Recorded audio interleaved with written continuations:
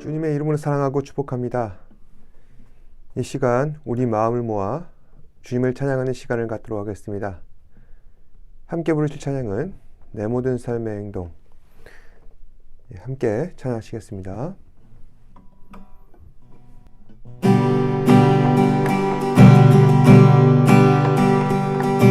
내 모든 삶의 행동 주 안에 주님 안에 있네. 나의 숨쉬는 순간들도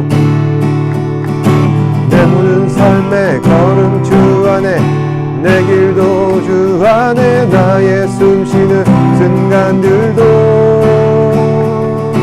라라라라라라 라라라라라라 라라라라라라 내 모든 삶의 행동 주 안에 주님 안에 있네. 나의 숨쉬는 순간들도 내 모든 삶의 걸음 주 안에 내 길도 주 안에 나의 숨쉬는 순간들도 라라라라라라 라라라라라라 라라라라라라 라라라라라라 자비와 은혜의 물결 어디서나 주 얼굴 보내 주 사랑 날 붙드네. 오 놀라운 주님의 사랑 내 모든 삶의 행동 주 안에 주님 안에 있네. 나의 숨쉬는 순간들도 내 모든 삶의 걸음 주 안에 내 길도 주 안에 나의 숨쉬는 순간들도 라라라라라라 라라라라라라 라라라라라라 라라라라라라 자비와 은혜의 물결 어디서나 주 얼굴 보내 주 사랑 날 붙드네. 오 놀라운 주님의 사랑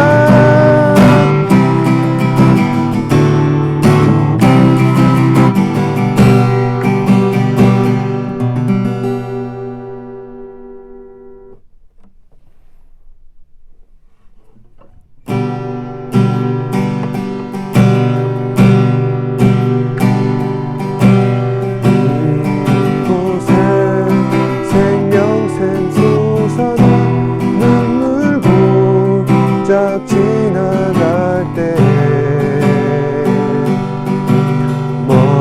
머잖아 열매 맺히고 웃음소리 넘쳐나리라. 이곳에 생명샘 솟아나 눈물 골짝 지나갈 때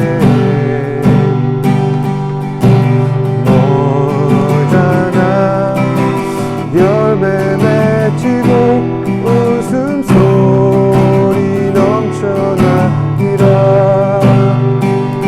꽃들도 구름도 바람도 넓은 바다도 찬양하라 찬양하라 예수를.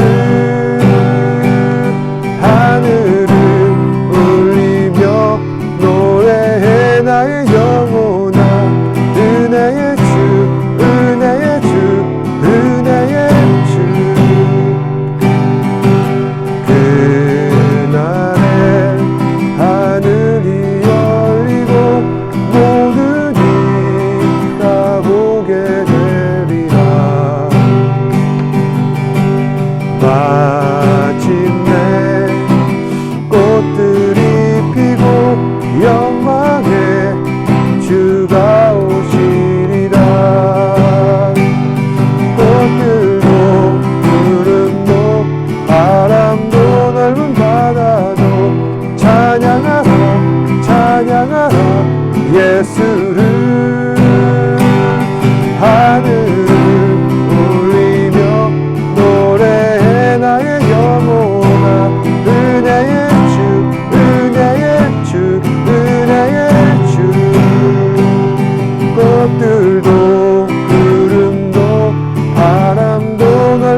받아도 찬양하라 찬양하라 예수를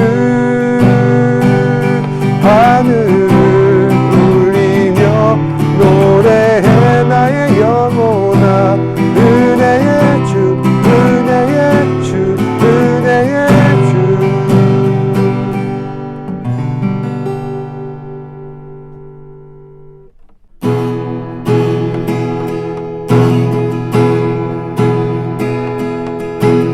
내게로부터 눈을 들어 주를 보기 시작할 때 주의 일을 보겠네 내 작은 마음 돌이키사 하늘에 꿈꾸게 하네 주님을 볼 때 모든 시선을 주님께 드리고 살아계신 하나님을 느낄 때 내 삶은 주의 역사가 되고 하나님이 일하기 시작하네 성령이 나를 변화시켜 모든 두려움 사라질 때 주의 일을 보겠네 황폐한 땅 한가운데서 주님 마음 알게 되리 주님을 볼 때 모든 시선을 주님께 드리고 전능하신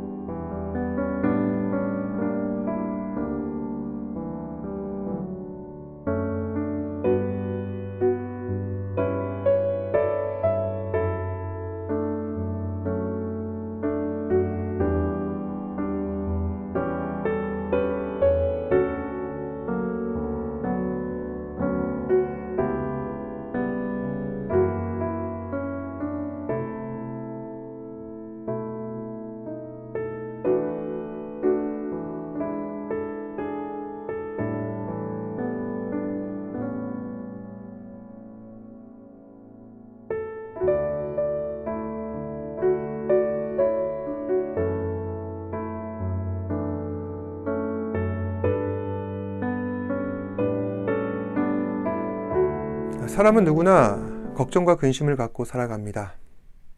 안심하고 싶지만 안심할 수 없는 것이 인생이라 할 수 있는 것입니다.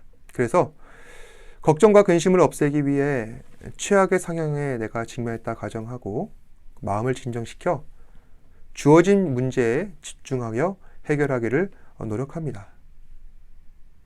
하지만 우리가 아무리 애쓰고 수고한다 할지라도 쉽게 해결할 수 없는 문제란 항상 있기 마련입니다. 그래서 우리에게는 외부에서 오는 특별한 힘이 절실한 것이죠. 얼마 전 우리나라가 아시안컵 4강에서 떨어졌습니다. 참 안타까운 일인데 그럼에도 불구하고 많은 사람들이 이 선수들을 탓하지는 않더라고요. 왜냐하면 선수들은 충분히 최선을 다했다고 생각하기 때문인 것 같습니다. 특히 16강, 8강 그것들을 이기고 올라갔을 때 다들 감독보다는 선수들의 정신력을 칭찬했습니다. 16강에 보면은 90분 마지막에 극장골을 넣어서 연장에 올라갔고 또 그 연장에서도 승부를 보지 못하자 결국엔 승부차기를 찾는데 그 승부차기도 잘 차고 잘 막아서 16강에 올라갈 수 있었습니다. 또 8강에서도 보면은 계속 지고 있었는데 극적으로 마지막에 페널티킥을 얻어서 동점을 만들게 되었고 또 그 연장에서 또 그림과 같은 프리킥을 넣어서 상황에 올라 염원하던 우승컵에 가까이 닿게 된 것입니다. 근데 참 안타깝게도 이제 이 4강에서 우리가 탈락을 하게 되었죠. 참 안타깝고도 하지만은 선수들의 이러한 수고와 헌신을 보면은 그래도 참 감사한 일이 아닐 수가 없습니다. 그들이 4강까지 올라가는 데 있어서 이것은 그냥 단순한 정신력을 넘어서서 그들 사이에 뭔가 특별한 것들이 작용한 것 같습니다. 비록 우리가 불리한 상황에 놓여 있지만은 마음을 진정시키고 내가 할 수 있는 모든 일에 집중하자. 선수들마다 같은 생각을 했을 것입니다. 많은 사람들이 지도자의 문제를 언급을 합니다. 지도자가 실력이 부족하다. 축구협회는 왜 저런 사람을 뽑았느냐. 다 일리 있는 말씀입니다. 오늘날의 현대축구란 이것은 선수들의 개인 자질도 중요하지만은 전술의 문제가 크게 좌우한다고 이야기합니다. 그런데 전술 부재의 상황이 실력 있는 선수에도 불구하고 우리가 우승을 못하게 된 가장 큰 요인이다. 다시 말해 외부에서 오는 이 특별한 힘이 작용하지 못했기 때문에 우리가 지고 말았다는 것입니다. 이러한 점은 신앙에 있어서도 마찬가지인 것 같습니다. 모든 인류에게 있어서 최고 근심이라 할 수 있는 죄의 문제가 우리 앞에 있는데 우리가 믿고 있는 기독교는 항상 여기에 대한 문제의식을 갖고 해답을 제시해야 하는 입장입니다. 다시 말해 모든 인간은 죄인이다. 그래서 모든 인간은 죄의 대가로 죽을 수밖에 없다. 그러면 모든 인류를 구원할 이 모든 인류를 올가매고 있는 원죄를 우리가 어떻게 해결하고 구원을 할 수 있겠는가? 여기에 대한 해답을 제시하는 것이 바로 기독교여야 한다는 것입니다. 그런데 중요한 것은 우리는 이미 이 죄의 문제를 개인의 노력과 그리고 개인의 최선으로 해결할 수 없다는 사실을 이미 잘 알고 있습니다. 그렇다면 이 문제를 어떻게 해결해야 하는가? 외부에서 오는 특별한 힘이 우리에게 필요하는데 바로 그것이 예수 그리스도라는 것이죠. 예수를 믿고 회개하여 죄사함을 받고 구원함을 받을 때 인간의 최고 근심이라 할 수 있는 원죄가 해결된다는 것입니다. 오늘 함께 읽으신 이 말씀은 우리의 가장 큰 근심, 즉 죄의 문제에 대한 해결책을 제시하시는 예수님의 이야기를 다루고 있습니다. 이를 통하여서 우리도 유일한 구원의 길이 되신 예수 그리스도 안에서 살아가야 한다는 확신을 더욱 갖게 된다는 것입니다.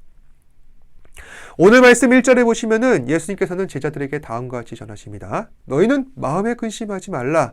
하나님을 믿으니 나를 믿으라. 예수님께서는 십자가에 달리시기 전 제자들과 함께 마지막 식사를 나누시고 또 제자들의 발을 씻기시며 인격적인 교제를 나누셨습니다. 그런데 그렇게 예수님의 서비스를 받는 제자들의 표정들은 어둡습니다. 왜 그랬을까요? 예수님께서는 제자들에게 이와 같은 마지막 교제를 나누시면서 다음과 같은 말씀을 하셨기 때문입니다.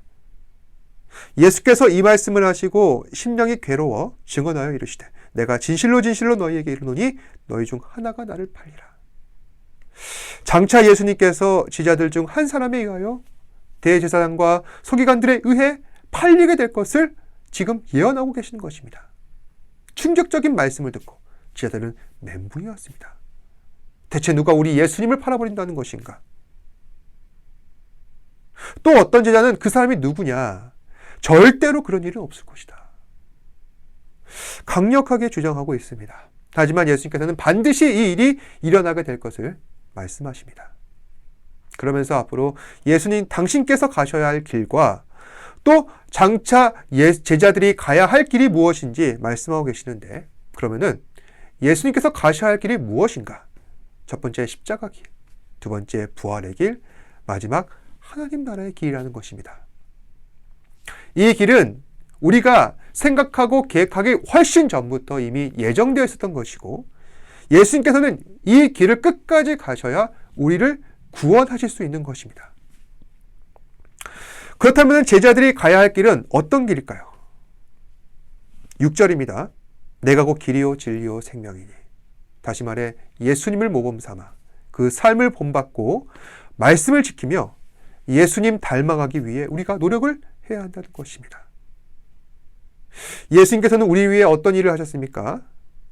우리는 예수님의 어떤 부분들을 본받아야 합니까? 예수님께서는 십자가에 달리셨습니다. 부활하셨습니다. 그리고 하나님 나라에서 우리를 위해 중보하고 계십니다. 예수님께서는 우리를 위해 헌신하셨고 희생하셨고 모든 욕심과 우리 안에 있는 죄악과 이기심들을 죽이셨습니다. 예수님께서 하신 모든 일들은 죄로 인해 죽을 수밖에 없는 우리를 위해서 대신하신 것입니다. 따라서 우리도 마찬가지로 예수님을 본받아 십자가에 죽은 사람처럼 모든 욕심과 이기심과 연약함과 나태함을 반드시 죽여야 할 것입니다. 또한 예수의 생명으로 살아가며 하나님 나라에 대한 소망을 갖고 절망 속에서도 기뻐하며 살아야 한다는 것입니다. 바로 이것이 앞으로 제자들이 가야 할 예수님의 길이라는 것이죠. 그런데 이와 같은 분명한 길을 제시하고 주께서 말씀하셨음에도 제자들은 예수님의 말씀을 이해하지 못합니다. 오히려 엉뚱한 소리만을 합니다. 요한복음 14장 8절 말씀, 빌립이 이르되 주여 아버지를 우리에게 보여주옵소서. 그러면 족하겠나이다. 예수님의 제자 중 빌립이 예수님께서 이제 너희를 내가 떠나려 한다, 그렇게 말씀하시자 뜬금없이 빌립은 아버지를 보여달라 예수님께 간청하는 것입니다. 왜 이와 같은 빌립의 간청이 엉뚱하다 할 수 있을까요? 제자들은 이미 예수님이 어떤 분이신지 알고 있습니다. 그리고 예수님의 아버지, 즉 하나님에 대해서 그들은 예수님께서 나타내신 기적과 그 능력을 통하여 알고 있었습니다. 그러니 굳이 하나님을 보지 않아도 되는 것입니다. 그럼에도 불구하고 빌립은 예수님께 아버지를 보여주옵소서 답답한 소리를 하는 것입니다. 왜 이런 어리석은 이야기를 하고 있는 것인가? 이것은 단순히 빌립이 어리석어서 그런 걸까요? 아니라는 것입니다. 빌립에게는 믿음이 없었습니다. 어느 시대나 믿음 없는 사람은 엉뚱한 소리를 할 수밖에 없습니다. 지금까지 우리가 살아오면서 얼마나 많은 예배를 드려왔습니까? 기도하고 찬양하고 말씀 들으면서 얼마나 하나님을 자주 만나왔습니까? 그럼에도 불구하고 믿음 없는 사람들은 엉뚱한 소리를 할 수밖에 없다는 것입니다. 주여 아버지를 우리에게 보여주옵소서. 이 말은 다르게 말하면은 내가 예수를 믿지 못했습니다. 내가 믿음이 없습니다. 그렇게 고백하고 있는 것이라 할 수 있는 것입니다. 그리고 그런 사람들은 예수님께서 제시하시는 이 인생의 길을, 주께서 우리에게 나타내신 예수의 길을 따라가는 것을 두려워하게 됩니다. 이처럼 제자들은 믿음 없는 한심한 모습들을 보여왔습니다. 하지만 예수님께서는 언젠가 제자들의 믿음이 반드시 꽃피게 될 것을 믿으셨습니다. 요한복음 14장 16절에서 18절 말씀입니다.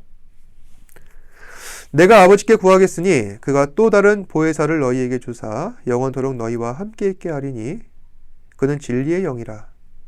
세상은 능히 그를 받지 못하나니 이는 그를 보지도 못하고 알지도 못함이라.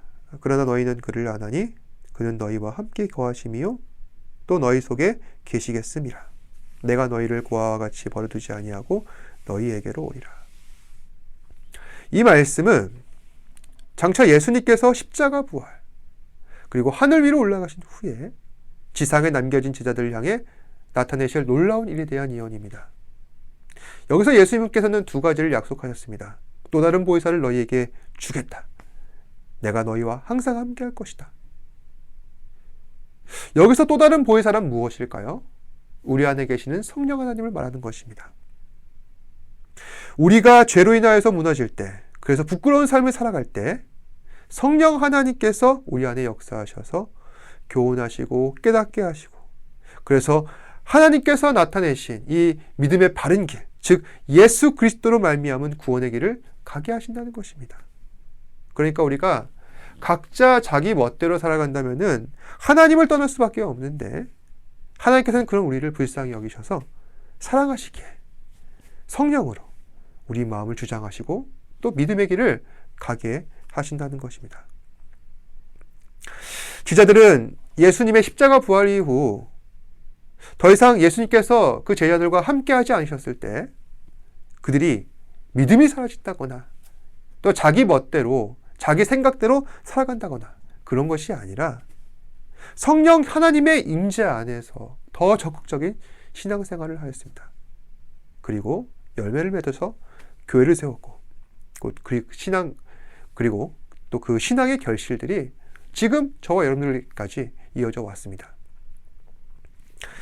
이처럼 예수님께서는 결코 우리를 고아와 같이 버려두지 않으십니다. 사람들이 저마다 힘이 없고 자기 생각대로 살아가려 할 때 길을 제시하시고 또 이끌어주시는 특별한 힘이 바로 예수 그리스도이십니다. 그러니 우리는 마음의 욕심을 내려놓고 오직 성령 안에서 예수님의 생명으로 살아가야 할 것입니다. 사랑하는 여러분, 우리가 가야 할 길은 오직 예수의 길입니다. 예수님께서 내 삶을 주도하시고 인도하시도록 모든 것을 맡겨드리시길 바랍니다. 바로 그것이 믿음의 자녀가 된 우리가 마땅히 해야 할 길이요 진리요 생명인 것입니다. 기도하겠습니다.